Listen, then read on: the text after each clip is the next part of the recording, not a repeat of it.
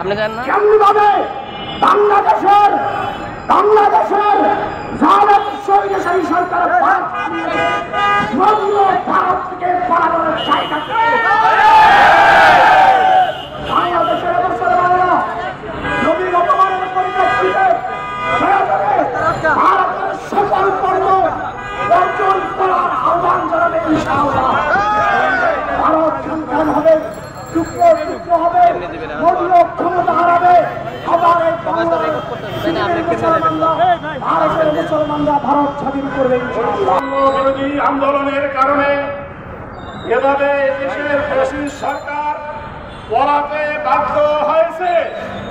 যদি ভারত সরকার মুসলমানদের উপরে নির্যাতন বন্ধ না করে, মুহাম্মদ সাল্লাল্লাহু আলাইহি সাল্লামের বিরুদ্ধে যারা কটূক্তি করেছে তাদেরকে গ্রেফতার না করে, তাহলে ভারতের ছাত্র জনতা আন্দোলন করে মোদী সরকারের পতন ঘটাবে।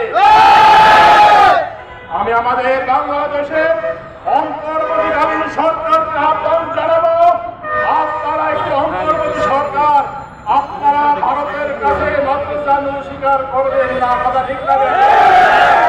আপনারা অনতিবিলম্বে রাখবেন, ভারতের রাষ্ট্রদূতকে ডেকে এর প্রতিবাদ জানান এবং ওই কুলাঙ্গারদের শাস্তির আহ্বান জানান, কথা ঠিক লাগে।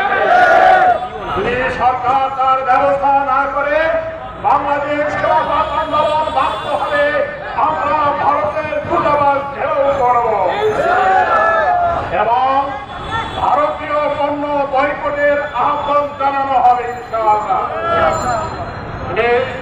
অন্তর্বর্তী সরকার যেভাবে এই দেশের জনগণের পাশে দাঁড়িয়েছে, আমি আশা করি এদেশের ৯২ জন মুসলমান এই মুসলমানদের পক্ষে এই অন্তর্বর্তীকালীন সরকার কথা বলবেন, কথা ঠিক লাগে। একদিন আমরা রাজপথে কথা বলার সুযোগ পাইনি, কথা ঠিক না বেশি। সরকার রাজনৈতিক দল এদেশের তৌহিদি জনতা মুসলমানদেরকে মাঠে নামতে দেয়নি। আমি সরকারকে ধন্যবাদ জানাবো, আপনার দেশের মুসলমানদের অনাচারের কথা বুঝতে পেরেছে। আজকে আমরা স্বাধীনভাবে এই নতুন স্বাধীন দেশে, নতুন স্বাধীন বাংলাদেশে বুক ফুরিয়ে কথা বলতে সরকারের আমলে যখন আমরা মিস্ত্রি নিয়ে মাঠে নামতাম, এই ফ্যাসিস্ট সরকার গুলি করে কেদানিকা করে লাঠি পিটা করে আমাদের মিছিলকে ছত্রভঙ্গ করত। আমাদের সাথীদেরকে গ্রেফতার করা হতো। বছরকে বছরে দেশের তৌহিদি জনতা মুসলমান ছাত্র জনতা জেল কেটেছে, কথা ঘটনা বেশি। আমি এদেশের জনগণের আহ্বান জানাবো, যদি বাংলাদেশ খেলাফত আন্দোলন বৃহত্তম কোন কর্মসূচি ঘোষণা করে, ভারত কর্মসূচি ঘোষণা করে, যদি এদেশে ভারতের পণ্য বয়কট করার ঘোষণা করে, আশা করি এদেশে জনতা মুসলমান সর্বস্তরের জাতি বর্ণ সকলকে আন্দোলনের সাথে ঐক্যবদ্ধ হবেন ইনশাআল্লাহ। আল্লাহ আমাদের সকলকে এই রাসূল সাল্লাল্লাহু আলাইহি ওয়াসাল্লামের ইজ্জত রক্ষা করার আন্দোলনে শরীক হওয়ার তৌফিক দান করেন।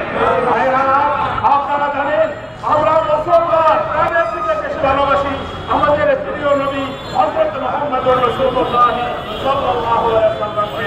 সুতরাং কেউ রাসূলের প্রিয় কথা বললে আর আমরা কথা হবে না। আমরা দেশের লক্ষ লক্ষ তৌহিদি জনতা মাঠের ময়দানে জিহাদ করে এবং আন্দোলন করে শাহাদাত বরণ করতে প্রস্তুত রয়েছি আমরা। আল্লাহ, আমি আহ্বান করবো সারা বিশ্বের মুসলমানদেরকে, আপনারা ওই ভারতের এই কুলাঙ্গারদের বিরুদ্ধে আন্দোলন করে তুলুন।